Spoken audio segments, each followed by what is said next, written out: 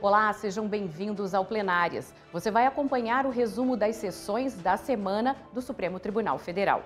Condenados pelo Tribunal do Júri podem ser presos imediatamente. Ministros decidiram que a soberania do tribunal permite a execução logo após o julgamento. E também, polícia e Ministério Público podem usar os dados de cadastros dos clientes das empresas de telefonia em investigações sem a necessidade de autorização da Justiça. Acompanhe aqui com a gente na TV Justiça. O Plenárias está no ar.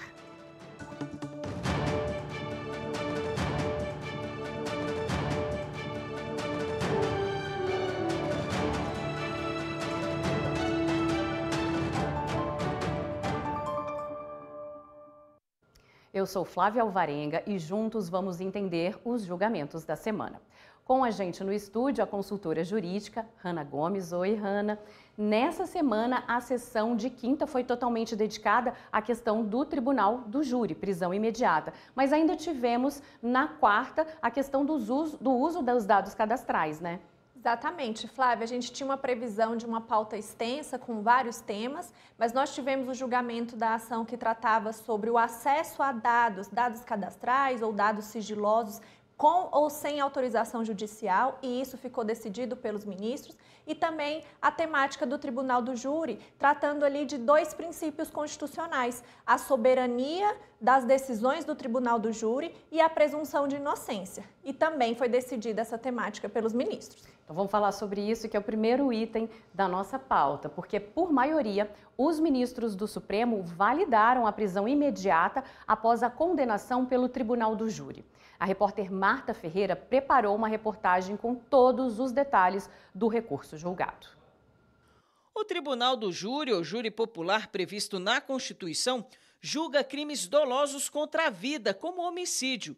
Em discussão, saber se é possível a execução imediata da pena para pessoas condenadas pelo Tribunal do Júri, mesmo que ainda possam recorrer a outras instâncias. A questão foi trazida ao Supremo pelo Ministério Público do Estado de Santa Catarina, que contesta a decisão do Superior Tribunal de Justiça, que considerou ilegal a prisão imediata de um homem condenado pelo Tribunal do Júri a 26 anos e 8 meses de prisão por feminicídio e posse irregular de arma de fogo. O caso tem repercussão geral, ou seja, o que for decidido servirá para todas as instâncias da Justiça. O relator é o presidente e ministro Luiz Roberto Barroso, que votou no sentido de preservar a soberania dos vereditos com a imediata execução de condenação, independentemente do total da pena aplicada. Acompanharam esse entendimento os ministros André Mendonça, Nunes Marques, Alexandre de Moraes, Dias Toffoli e a ministra Carmen Lúcia. Estes casos em que a pessoa sai galhardamente, porque naquele caso em que o grande advogado conseguiu convencer o júri que aquela morte tinha sido um suicídio com mãos alheias, saiu pela porta do fórum, atravessou entre todas as mulheres que estavam ali, rindo. E, ministro Alexandre, conheço o caso e tenho depoimentos por escrito de pessoas, de mães que me mandam dizendo que, depois que ele foi absolvido, ele deu uma festa naquela noite na sua cidade. Ele estava livre. O Tribunal do Júri coloca aquela pessoa em julgamento, a sociedade julgando a pessoa é condenada e a pessoa sai pela mesma porta que a família da vítima. Quem já viveu isso sabe o descrédito que é para a sociedade. É muito importante que se reflita sobre essa instituição, seja no Parlamento, seja no Judiciário, para que nós possamos dar eficiência à prevenção, que a prevenção também se dá com as condenações devidas naqueles casos em que houve a autoria reconhecida, comprovada e que há de haver a efetiva punição para aquele que descumpriu a lei. A divergência foi aberta pelo ministro Gilmar Mendes. Para ele, a Constituição e a Convenção Americana dos Direitos Humanos proíbem a execução imediata das condenações de Tribunal do Júri. Mas, segundo Gilmar, A prisão preventiva do condenado pode ser decretada motivadamente. A ministra Rosa Weber e o ministro Ricardo Lewandowski, atualmente aposentados, já haviam votado, seguindo o voto de Gilmar. Feitas todas essas considerações, ressalto que a necessidade de aguardar-se o trânsito em julgado da condenação para se considerar o réu culpado e, assim, iniciar-se a execução de uma pena, não impede, de modo algum, que possa ocorrer o encarceramento cautelar em momento anterior. Nos termos do CPP, reformado pela Lei 11.403 de 2011, 4 são as possíveis justificações à prisão preventiva: conveniência da instituição criminal, garantia da ordem pública e da ordem econômica e para assegurar a aplicação da lei penal. O ministro Edson Fachin abriu uma terceira possibilidade, entendendo que a execução imediata só vale para condenações superiores a 15 anos. Ele foi acompanhado pelo ministro Luiz Fux. Na tese intermediária que eu defendo, que é o critério da lei, do artigo 492, inciso 1 do Código de Processo Penal, pela decretação da preventiva em penas fixadas em concreto de até 15 anos e pena igual ou superior a 15 anos de reclusão, imediatamente a prisão. Portanto, há uma unanimidade nesse sentido da prisão. E mais, no caso concreto, todos esses critérios levam a que esse tribunal, ao final desse julgamento, muito provavelmente, mantendo-se essa perspectiva, decrete a prisão do recorrido, que foi condenado a 26 anos e 8 meses de reclusão. No final, prevaleceu o entendimento do relator ministro Luiz Roberto Barroso. Assim, o plenário, por maioria, decidiu que condenados por júri popular podem ser presos imediatamente para o cumprimento da pena. Esse recurso extraordinário tratava de um feminicídio. Um homem matou a ex-mulher e foi condenado a 26 anos de prisão, mas ele não tinha sido preso ainda. O MP recorreu ao STF. Com a decisão do plenário, Hanna, como ficam os casos atuais, quem já foi condenado? E também eu gostaria que você explicasse um dos argumentos que o ministro Gilmar Mendes usou, que divergiu, é a questão da presunção de inocência. Veja, Flávia, a presunção de inocência também é um princípio e está dentro da nossa Constituição. É um princípio de matéria penal e processual penal e trata da presunção de inocência ou da não culpabilidade, onde uma pessoa só pode ser considerada culpada com uma sentença penal condenatória transitada em julgado. Ou seja, quando uma sentença que condena não cabe mais nenhum tipo de recurso. A soberania das condenações do Tribunal do Júri diz que essa condenação exarada, proferida pelo Tribunal do Júri, é imutável, não pode ser mudada, mesmo que eventual recurso, porque esse recurso, depois da condenação do júri, vai tratar apenas do quanto de pena, os anos que foram fixados para aquela condenação. Então, essas discussões que levaram aí bom tempo da sessão plenária de ontem, trouxe para a gente o entendimento dos ministros de que a matéria é, de fato, muito complexa e tem vários reflexos na sociedade. Obrigada, Hanna. Há menos de um mês para as eleições municipais, a Justiça Eleitoral tem recebido, em média, 1.200 denúncias por dia sobre propaganda irregular. As informações com o repórter Pablo Lemos. A maior parte das denúncias de propaganda irregular registradas no aplicativo Pardal envolve candidatos ao cargo de vereador, seguido dos cargos de prefeito e vice-prefeito. A ferramenta, desenvolvida pela Justiça Eleitoral, já recebeu mais de 34 mil denúncias desde o início do funcionamento, em 16 de agosto, o que equivale a mais de 1.200 por dia. Entre os estados, São Paulo continua liderando o ranking, com 6.702 denúncias. Minas Gerais aparece em segundo, com 4.145, e o Rio Grande do Sul em terceiro, com 3.453. Por outro lado, os estados que menos registraram relatos foram Roraima, Amapá e Tocantins. Quanto ao tipo de irregularidade, 11% dizem respeito a propagandas na internet e 89% a outras formas de propaganda geral nas ruas. As denúncias relacionadas às candidaturas e ao contexto local da disputa são encaminhadas ao juízo eleitoral competente, a fim de exercer o poder de polícia eleitoral. E agora a gente vai exibir um vídeo produzido pelo TSE explicando como funciona o aplicativo Pardal, que permite o envio de denúncias eleitorais. Vamos ver.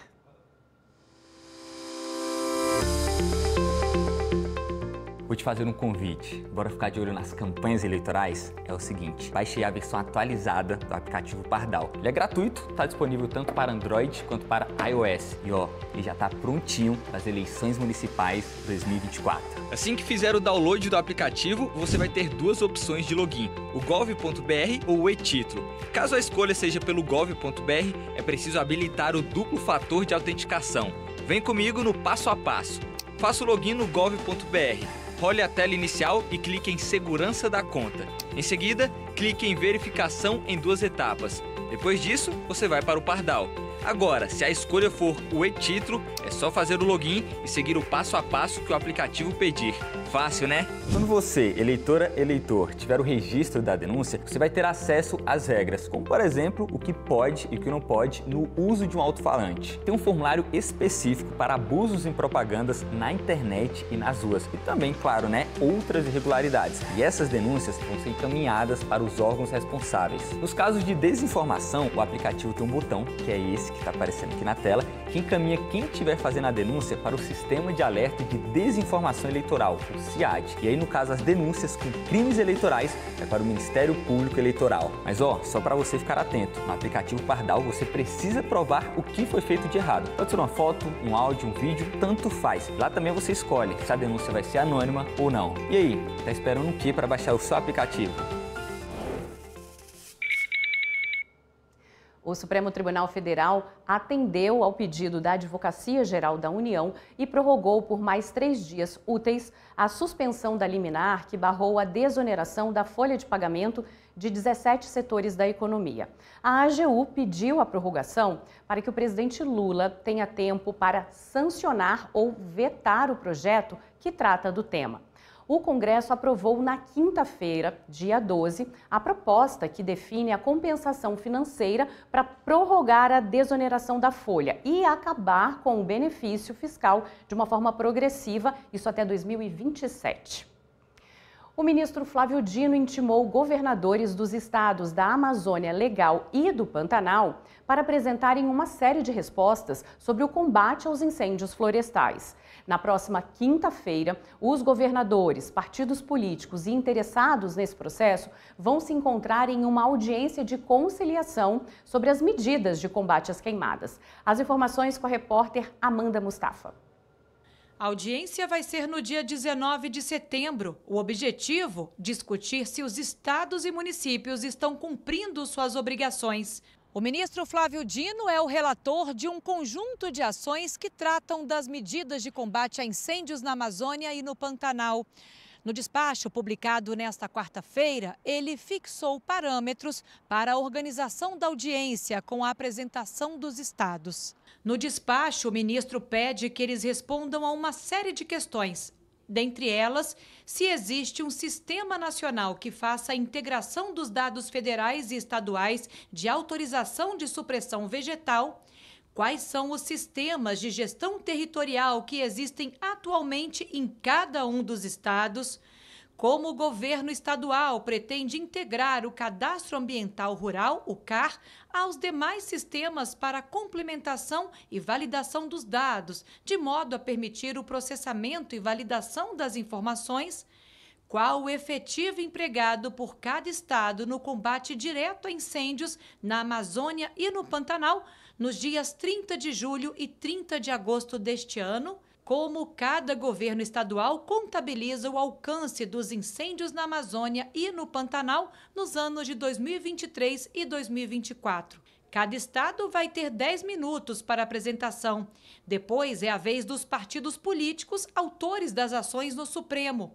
O presidente do Observatório do Meio Ambiente, do Conselho Nacional de Justiça e a Procuradoria-Geral da República também terão a palavra por até 10 minutos. Os amigos da Corte, representantes de entidades, associações e sociedade civil podem acompanhar a audiência e se manifestar no processo num prazo de até 10 dias após a audiência. No próximo bloco, aberta a exposição STF pelos meus olhos, com imagens do primeiro fotógrafo com síndrome de Down do Supremo. A gente te conta tudo depois do intervalo, é já já.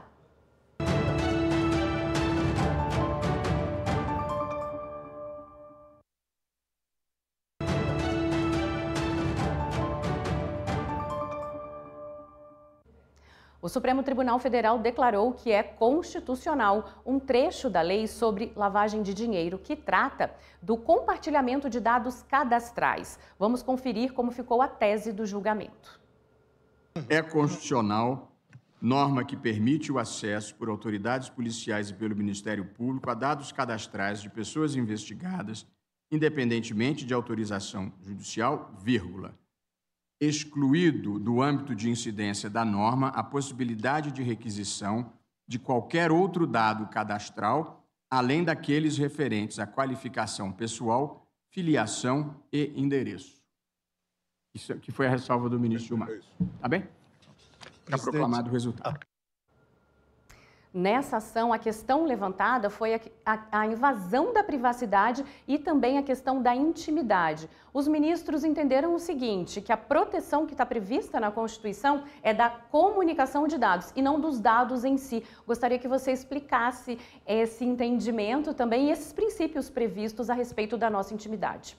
Bom, Flávio, os ministros entenderam que dados cadastrais, primeiramente, não são sigilosos, não invadem a privacidade e a intimidade da pessoa e, por isso, podem ser acessados a partir de uma investigação pelo Ministério Público ou pela autoridade policial sem a necessidade de uma ação judicial, de uma autorização do juiz para que tenha acesso a esses dados. Porque são dados de cadastro, como a nossa qualificação, endereço e filiação. Se a gente tem esses dados cadastrados em qualquer sistema, não seriam dados sigilosos, ou seja, não invadem a nossa privacidade ou a nossa intimidade ao ponto de precisar de uma avaliação do juiz para saber se esses dados podem ou não ser acessados a partir de uma investigação policial ou do próprio Ministério Público. Com isso, entendeu pela diferença entre dados sensíveis, que são os dados que invadem a nossa intimidade e privacidade, a comunicação dos dados. As nossas comunicações, a interação das nossas contas bancárias, por exemplo, que invadem a nossa privacidade e intimidade. Já os dados cadastrais, como ressaltou o ministro Luiz Roberto Barroso, dados de endereço, filiação e cadastrais puramente, de qualificação, não exigem a autorização judicial. Separando esses dados entre dados sensíveis e dados de cadastro, possível aí a diferenciação da autorização judicial ou não. Então, não precisa da autorização judicial se usar a nossa qualificação profissional, a nossa filiação e o nosso nome. São esses 3 pontos dos nossos dados. Exatamente. Os ministros deixaram muito bem claro que apenas dados cadastrais e não dados de comunicação. Obrigada, Hanna. Mulheres no Poder Judiciário. O Conselho Nacional de Justiça promoveu um encontro para discutir como implementar políticas para garantir uma maior equidade de gênero nos tribunais e fóruns do país. A reportagem é da Manuela Borges. A desembargadora Neide é a primeira e única magistrada negra do Tribunal Regional do Trabalho do Paraná. Ao longo dessa trajetória, a juíza conta que recebeu muitos nãos e até hoje ainda houve piadinhas de mau gosto. Na carreira da magistratura no Paraná, eu sinceramente não sofri ou não percebi nenhum tipo de discriminação, quer em relação ao fato de ser mulher, quer em relação ao fato de ser negra. Não percebi. Eu percebi fora, porque quando eu dizia que eu era uma juíza, eu ouvia piadinhas do tipo juíza de futebol. Os desafios de colocar em prática a Política Nacional de Incentivo à Participação Feminina no Poder Judiciário foram discutidos na 3ª edição do Encontro Mulheres na Justiça, os novos rumos da Resolução 255 do CNJ, que objetiva trazer a paridade de gênero para dentro dos tribunais. O ministro Mauro Campbell, corregedor do CNJ, defendeu uma política pública de Estado para garantir o óbvio, que somos todos iguais. A política de Estado de paridade de gênero não deve se limitar ao judiciário, ela, por certo,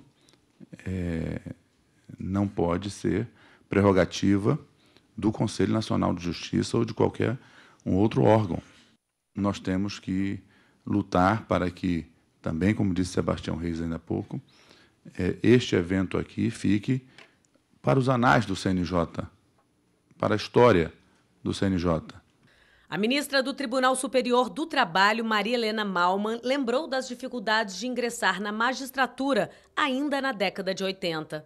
Naquela época, em 1981, nós éramos recusadas pelo nosso Estado Civil. Então, se hoje, do Estado daquele momento, de 1971, a posse da desembargadora Maria de Fátima, é uma caminhada que talvez vocês que são das novas gerações não têm a dimensão de toda esta luta que se desenvolveu dentro dos tribunais. Em setembro do ano passado, numa decisão unânime e histórica, o CNJ aprovou a criação da política de alternância de gênero no preenchimento de vagas para juízes de 2º grau. Com a decisão, as cortes agora devem escolher nomes de uma lista exclusiva de mulheres e de forma alternada com a lista mista tradicional, no que diz respeito a promoções pelo critério de merecimento. A presidente do Comitê de Incentivo à Participação Institucional Feminina no Poder Judiciário, Renata Gil, afirmou que toda política pública no começo gera uma certa resistência, mas que o CNJ trabalha para educar e fiscalizar. A gente ainda precisa que os tribunais coloquem nas listas mistas mulheres aptas à promoção, porque assim a gente vai ter a ascensão na progressão de tempo que a gente pensou quando editou a resolução. Uma outra resolução do CNJ, proposta pelo presidente do STF, ministro Roberto Barroso, determina que 50% dos cargos de liderança no Poder Judiciário devem ser preenchidos por mulheres. De acordo com dados do CNJ, as mulheres representam 38% da magistratura no Brasil. 40% delas são juízas de 1º grau e apenas 21% ocupam as vagas como desembargadoras. O número é ainda menor quando se trata de mulheres negras, que representam apenas 13% das juízas e 12% das desembargadoras. As medidas propostas pelo CNJ vão ao encontro ao que prevê a Convenção das Nações Unidas sobre a eliminação de todas as formas de discriminação contra a mulher, ratificada pelo Brasil. E o 5º Objetivo de Desenvolvimento Sustentável da Agenda 2030 da ONU. O evento aqui no CNJ segue até esta sexta-feira. A ministra Maria Elizabeth Guimarães Teixeira Rocha, única mulher do Superior Tribunal Militar, defendeu a igualdade de gênero como uma questão de justiça social. Essa causa que é a igualdade entre seres humanos. É o que buscamos, a igualdade, a justiça, para que o judiciário realmente se fortaleça e se diga democrático. O Supremo Tribunal Federal lançou uma exposição com 20 fotos produzidas pelo primeiro fotógrafo com síndrome de Down da Corte. A mostra STF Pelos Meus Olhos reúne imagens que foram captadas pelo Bruno Moura, com apoio e supervisão dos fotógrafos que compõem a equipe de fotografia daqui do Supremo. E quem mostra pra gente é o repórter Pablo Lemos. As fotografias revelam um olhar de sensibilidade para diversas instalações do tribunal.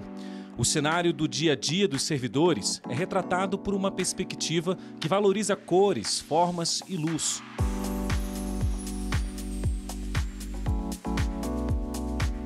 A exposição convida o visitante a enxergar os espaços pelas lentes de Bruno Moura, o primeiro fotógrafo com síndrome de Down do STF. Hoje é o dia mais feliz da minha vida. É porque hoje é o dia da minha exposição de fotos. Agradeço aos presentes na pessoa do senhor ministro Luiz Roberto Barroso. De quem sou fã? Eu sou seu fã, presidente. O brasiliense de 22 anos estudou em escolas regulares no Distrito Federal. Após terminar o ensino médio, ele entrou em um programa de estágio que o preparou para o mercado de trabalho. A presença do Bruno aqui tem sido uma alegria para todos nós. Eu apenas descobri muito enciumado, todo dia que eu passava, ele virava para mim e falou assim, sou seu fã. E eu ficava orgulhoso com aquilo, mas descobri em pouco tempo que ele fala isso para todos. E eu achando que era uma coisa especial. Mas todos são especiais. E no fundo, todas as pessoas nesse mundo são especiais. Em abril deste ano, ele conseguiu o primeiro emprego aqui no Supremo. Na rotina de trabalho, Bruno conta com o apoio da equipe de fotógrafos do STF e de uma psicóloga. Isso ajuda a proporcionar a ele um ambiente favorável para explorar todo o potencial artístico e fotográfico. O Bruno está aqui por um convênio firmado pelo Tribunal com a Associação de Centro de Treinamento de Educação Física Especial desde abril. E nós temos outras 30 pessoas com deficiência que trabalham aqui no Supremo. É a maneira que nós temos de colaborar para a inclusão social. A exposição STF Pelos Meus Olhos é uma das ações da campanha Setembro Verde, promovida pelo STF para a conscientização sobre a acessibilidade e direitos das pessoas com deficiência no tribunal. O ministro Dias Toffoli se emocionou ao lembrar do irmão de 55 anos que também tem síndrome de Down. Para mim é uma alegria muito grande, né? Meu irmão tem 55 anos de idade e ele nasceu numa época que as escolas não aceitavam. Nem escola privada minha mãe conseguiu matriculá-lo, nem na justiça naquela época se conseguia acesso. Então esse trabalho que o Bruno faz aqui é como se tivesse o meu irmão do meu lado. Então a gente se emociona mesmo.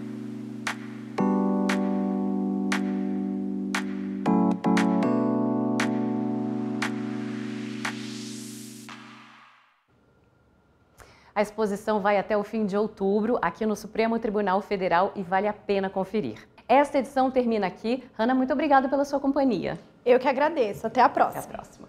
Essa edição, então, termina aqui, mas você pode acompanhar tudo, o Plenárias, pelo canal da TV e Rádio Justiça no YouTube e pela Rádio Justiça. Também no aplicativo TV Justiça Mais, com sessões do plenário e toda a nossa programação.